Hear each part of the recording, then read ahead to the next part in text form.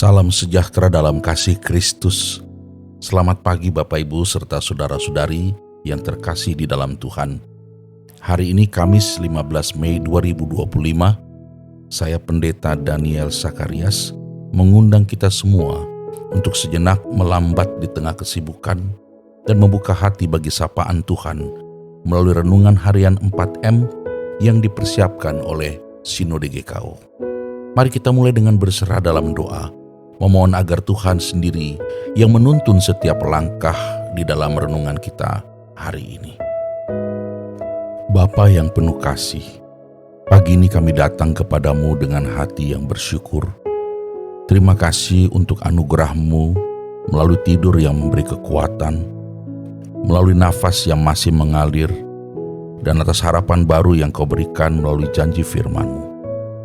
Saat kami hendak membaca dan merenungkan sabda-Mu, sucikanlah hati kami dari segala gangguan, dan buatlah kami peka terhadap suara-Mu. Biarlah firman-Mu menjadi pelita bagi langkah kami dan yang menerangi hati kami hari ini. Kami rindu tidak hanya mendengar, tapi juga melakukan firman-Mu. Di dalam nama Tuhan Yesus Kristus, kami berdoa. Amin. Judul renungan hari ini, Saksi Kebangkitan Kristus, dengan bacaan yang diambil dari Kisah Para Rasul 9 ayat 40, demikian firman Tuhan. Namun, Petrus menyuruh mereka semua keluar, lalu ia berlutut dan berdoa.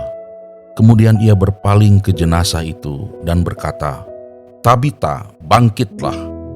Lalu Tabita membuka matanya, dan ketika melihat Petrus, ia bangun lalu duduk. Saudara, bayangkan suasana rumah di Yope yang penuh isak tangis. Seorang wanita bernama Tabita atau dalam bahasa Yunaninya Dorcas baru saja meninggal. Para janda berdiri di sekeliling jenazah, memegang pakaian yang dulu dibuatnya dengan kasih. Ia dikenal sebagai wanita yang murah hati, penuh pelayanan, dan memberkati banyak orang. Lalu Petrus datang tidak dengan sorotan kamera atau kerumunan besar, tapi ia datang dengan sesuatu yang lebih kuat, iman kepada Kristus yang bangkit. Ia menyuruh semua orang keluar. Ia berlutut dan ia berdoa. Ia tidak membuat pertunjukan. Ia hanya berserah kepada Tuhan. Lalu ia berpaling kepada jenazah Tabita dan berkata, "Tabita, bangkitlah." Dan yang luar biasa terjadi. Tabita membuka matanya, duduk dan hidup kembali. Dari kisah ini, mari kita perhatikan 5 detail penting dari ayat ini dengan menjawab pertanyaan-pertanyaan pendalaman. Pertanyaan pertama, apa yang pertama kali dilakukan Petrus ketika masuk ke ruangan tempat jenazah Tabita berada? Jawabannya, menyuruh mereka semua keluar. Yang kedua, apa sikap tubuh Petrus ketika ia mulai berdoa? Jawabannya, ia berlutut. Pertanyaan ketiga, apa tindakan Petrus setelah selesai berdoa? Jawabannya, ia berpaling ke jenazah itu dan berkata, "Tabita, bangkitlah." Pertanyaan keempat, bagaimana respon Tabita terhadap perkataan Petrus? Jawabannya, Tabita membuka matanya. Dan pertanyaan yang kelima, apa yang dilakukan Tabita setelah melihat Petrus? Jawabannya, ia bangun lalu duduk. Saudara, apa pelajaran yang kita dapat dari kisah ini? Pertama, melalui kebangkitan Tabita membuktikan bahwa Kristus benar-benar bangkit dan kuasa kebangkitannya bekerja melalui Rasul Petrus. Kisah kebangkitan Tabita dalam Kisah 9 ayat 40 mengungkapkan bahwa kuasa kebangkitan Kristus tidak hanya berhenti pada peristiwa Paskah, saudara, tetapi dia terus bekerja dalam kehidupan para saksinya, yaitu para rasul.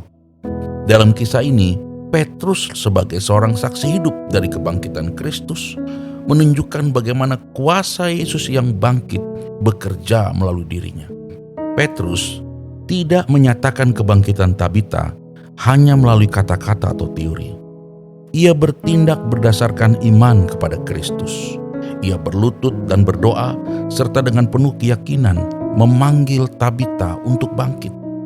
Tindakan ini menjadi bukti bahwa kebangkitan Kristus memberi kuasa yang terus bekerja melalui para pengikutnya.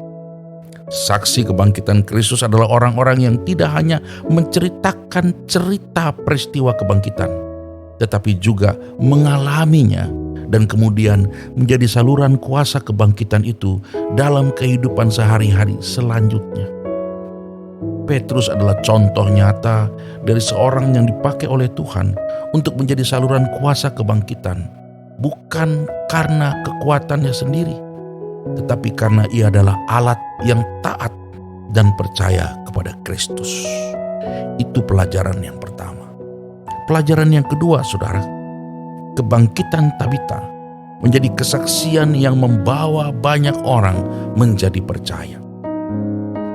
Kisah kebangkitan Tabita berakhir dengan sebuah dampak yang luar biasa. Kalau kita baca selanjutnya, peristiwa itu tersiar ke seluruh Yope dan banyak orang menjadi percaya kepada Tuhan.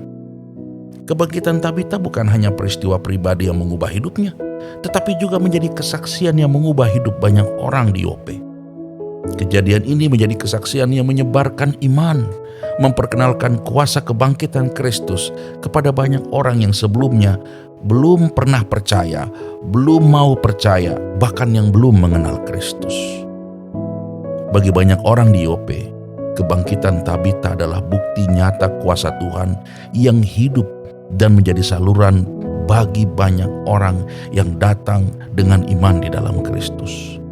Kebangkitan Tabita bukan sekedar mujizat yang membuat heran, tetapi juga menjadi sarana untuk menyebarkan Injil, menyebarkan kabar baik, agar lebih banyak orang percaya kepada Tuhan. Kesimpulan apa yang kita dapat dari pelajaran ini? Saudaraku, kebangkitan Tabita dalam Kisah 9 ayat 40 mengajarkan kita banyak hal penting tentang menjadi saksi kebangkitan Kristus. Ini mengajarkan kita bahwa kebangkitan Kristus tidak hanya sejarah masa lalu, tapi terus bekerja dalam hidup kita.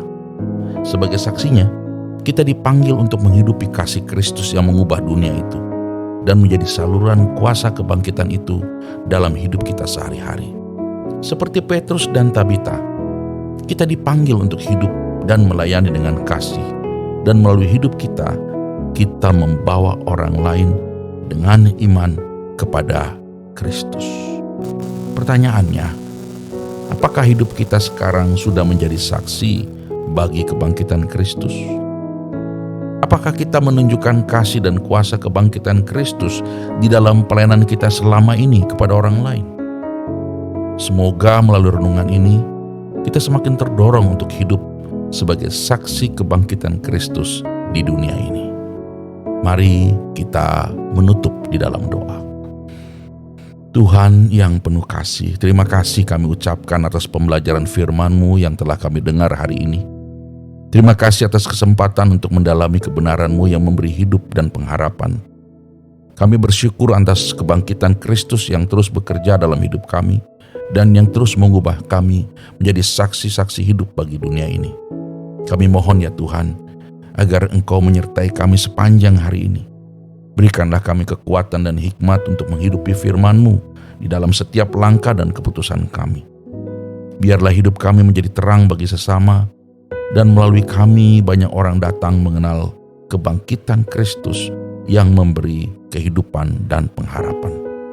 Kami menyerahkan hari ini ke dalam tangan-Mu, dalam nama Yesus kami berdoa. Arahkan hati Bapak Ibu Saudara, terimalah berkat Tuhan. Tuhan memberkati engkau dan melindungi engkau. Tuhan menyinari engkau dengan wajah-Nya dan memberi engkau kasih karunia. Tuhan menghadapkan wajah-Nya kepadamu dan memberi engkau damai sejahtera. Amin. Salam sejahtera.